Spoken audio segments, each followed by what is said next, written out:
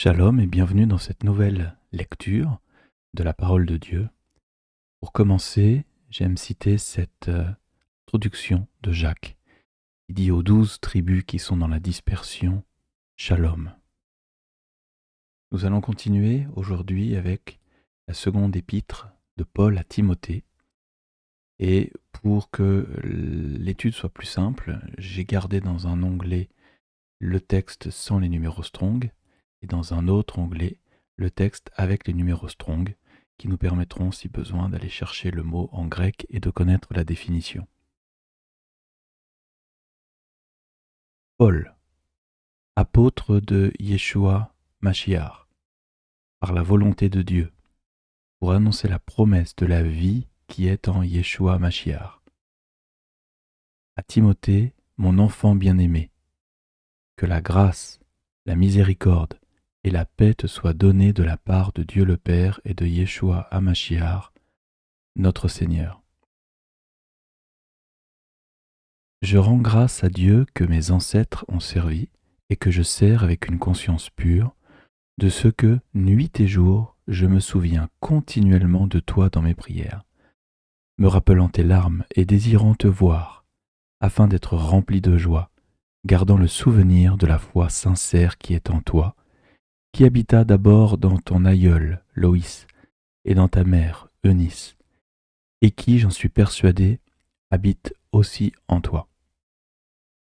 Ici, Paul envoie une nouvelle lettre donc à Timothée, son disciple, et il va encore lui donner des conseils sur la façon de gérer la Keïla, et aussi d'évoluer, de changer, de grandir. Il l'encourage déjà dès le début, en disant qu'il voit en lui un gros potentiel et une conscience pure. Et nous pouvons tous ensemble, et c'est ce que je prie pour chacun d'entre nous, que la grâce, la miséricorde et le shalom, la paix nous soient donnés de la part de Dieu le Père et de Yeshua Mashiach, notre Adon, notre Seigneur. Recevons ce matin cette grâce, cette miséricorde et cette paix dont nous avons besoin pour vivre dans ce monde plutôt ténébreux. Soyons donc des lumières et apportons à ceux qui nous entourent, comme le fait ici Paul pour son disciple Timothée, de l'encourager et nuit et jour de prier pour lui. Comme il dit au verset 4, me rappelant tes larmes. Et oui, il est possible d'avoir des larmes dans ce monde, mais l'Éternel nous remplit de sa joie, de sa paix, de sa grâce et de sa miséricorde. Amen. Verset 6. C'est pourquoi je t'exhorte, et Paul nous exhorte tous, à ranimer le don de Dieu que tu as reçu par l'imposition de mes mains. Car ce n'est pas un esprit de timidité que Dieu nous a donné, mais un esprit de force, d'amour et de sagesse. Nous pouvons nous arrêter ici quelques instants. Pourquoi serions-nous timides à proclamer dans ce monde à qui nous appartenons? Pourquoi nous serions timides à nous cacher et à cacher peut-être notre foi? Alors que ceux qui servent l'ennemi n'ont aucune crainte. Il suffit de regarder aujourd'hui les journaux télévisés pour se rendre compte que ceux qui servent l'ennemi n'ont aucune honte, sont capables de s'habiller avec des habits improbables, de manifester en montrant qu'ils soutiennent telle ou telle personne sur terre peu recommandable. Et nous aurions un esprit de timidité. Alors non, nous proclamons là aussi ce matin et nous réclamons à l'Éternel notre Père qu'il nous envoie cet Esprit Saint en dedans de nous, qui nous donnera quoi? La force de nous battre pour le bon combat de la foi, de l'amour pour nos prochains et même pour nos ennemis, et de sagesse, cette intelligence qui vient de Dieu et qui nous permet de prendre les bonnes décisions. Verset 8, Paul continue ici avec ce que nous venons de dire. N'aie donc point honte du témoignage à rendre à notre Seigneur, ni de moi son prisonnier, mais souffre avec moi par l'Évangile, c'est-à-dire la bonne nouvelle du royaume de Dieu. On reprend, mais souffre avec moi pour l'Évangile, par la puissance de Dieu qui nous a sauvés et nous a adressé une sainte convocation, non à cause de nos œuvres, mais selon son propre dessein et selon la grâce qui nous a été donnée en Yeshua Mashiach avant les temps éternels, et qui a été manifestée maintenant par l'apparition de notre Sauveur Yeshua HaMashiach, qui a détruit la mort et a mis en évidence la vie et l'immortalité par l'Évangile. Quelle phrase, quel discours de Paul ici, tellement important que nous devons le comprendre et le mettre en pratique. La grâce qui nous a été donnée en Yeshua Mashiach avant les temps éternels. Verset 10, qui a été manifestée par l'apparition de notre Sauveur. Amen, il est venu sur cette terre, il nous a sauvés à la croix, et il a détruit la mort et mis en évidence la vie et l'immortalité par l'Évangile. Nous attendons avec impatience cette immortalité, le jour où il reviendra, et que nos corps seront transformés en corps glorieux, que nous vivrons cette résurrection pour ceux qui sont morts déjà appartenant au Mashiach, et pour nous qui serons sur cette terre, car oui, Yeshua revient bientôt. Nos corps seront transformés et nous irons à sa rencontre avec lui, comme le dit 2 Thessaloniciens. Verset 11. C'est pour cet évangile, c'est-à-dire cette parole, cette bonne nouvelle, et nous irons voir ce que veut dire le mot évangile, que j'ai été établi prédicateur et apôtre, chargé d'instruire les païens. Le ministère de Paul était d'instruire les païens, ceux qui ne sont pas nés dans l'obéissance à la parole, à la Torah, à l'enseignement qui vient de Dieu. Nous croyons que les païens sont tous ceux qui sont autour de nous, et oui, bien sûr, nous avons cette tâche d'enseigner ceux qui sont autour de nous. En hébreu, ça se dit goïm, d'ailleurs, le mot païen. Mais nous voulons aussi croire que Yeshua a donné comme mission d'aller vers les tribus perdues de la maison d'Israël. Et ces païens en question sont ceux aussi qui, autrefois, avaient eux aussi des aïeuls, comme le dit Paul plus haut, qui pratiquaient la parole, qui ont eu la connaissance de la parole de Dieu, mais qui ont été dispersés dans ce monde. Continuons donc et soyons chargés, nous aussi, d'instruire ces païens. Cette parole de Paul nous rappelle bien entendu la parole de Yeshua en Matthieu 28, 18, 19 et 20, qui nous donne cette dernière mission de faire des disciples dans ce monde et de leur enseigner ce que Yeshua a lui-même enseigné. Verset 12. Et c'est à cause de cela que je souffre ces choses. Mais j'en ai point honte, car je sais en qui j'ai cru, et je suis persuadé qu'il a la puissance de garder mon dépôt jusqu'à ce jour-là. Ce jour donc glorieux où Yeshua revient. Verset 13. Retiens dans la foi et dans la charité, c'est-à-dire l'amour qui est en Yeshua Mashiach, le modèle des saines paroles que tu as reçues de moi. Est-ce que nous pouvons dire la même chose de nous? Est-ce que ceux qui nous entourent, nos enfants par exemple, sont capables de voir en nous la foi et l'amour qui étaient en Yeshua? Est-ce qu'ils sont capables de voir en nous, qui devrions être des modèles dans nos familles, en tant que père, en tant que mère, en tant que grand-père, grand-mère, en tant qu'oncle, tante, est-ce que ceux qui nous entourent sont capables de retenir et de voir en nous des exemples de foi et de charité et d'amour? Posons-nous cette question aussi, car il est important de porter la lumière.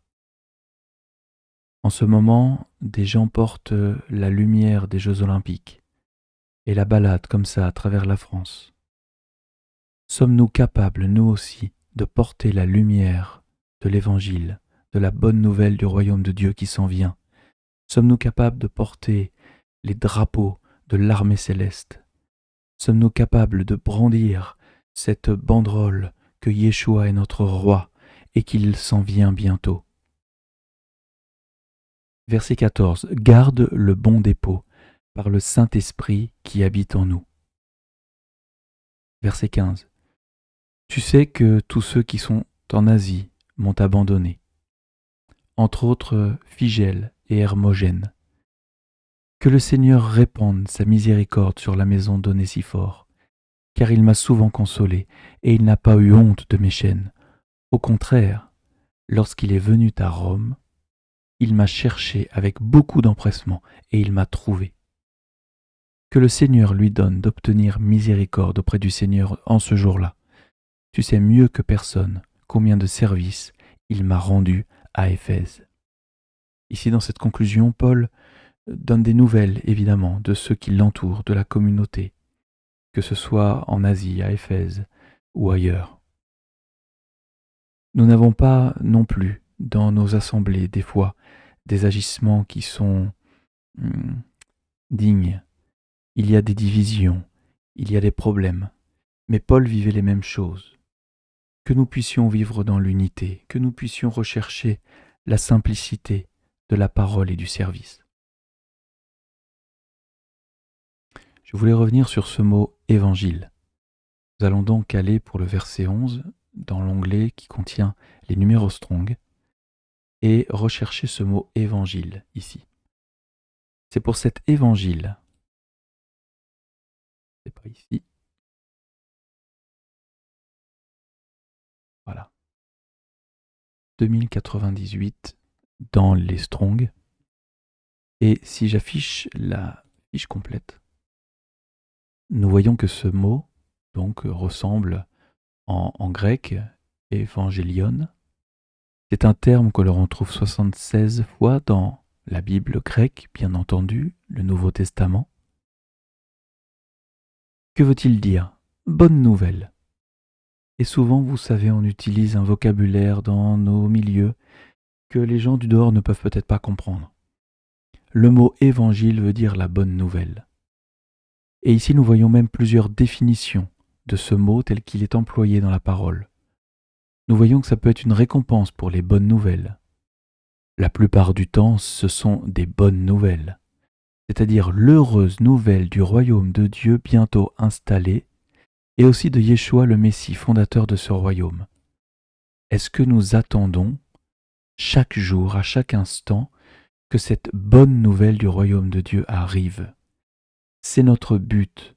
Le but de notre vie est d'accéder à ce royaume.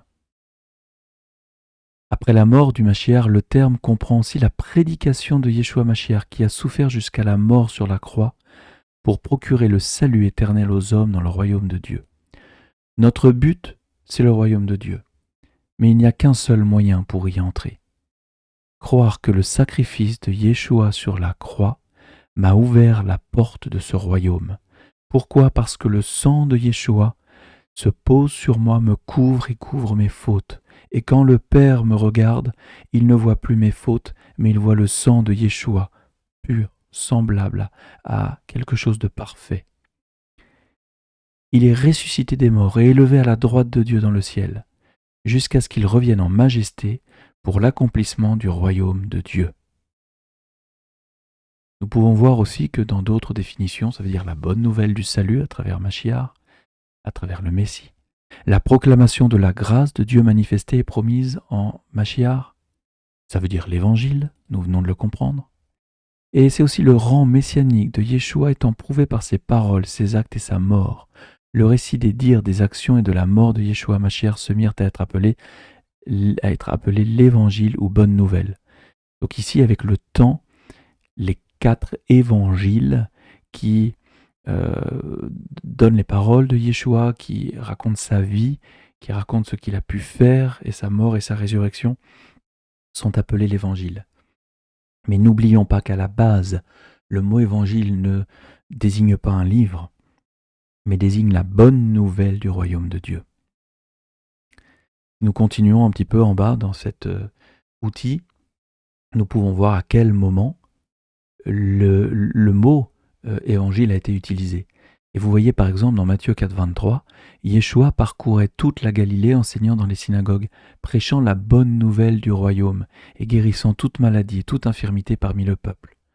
On se doute bien qu'il ne prêche pas les 4 livres des évangiles à ce moment-là, puisque les évangiles ne sont pas encore écrits.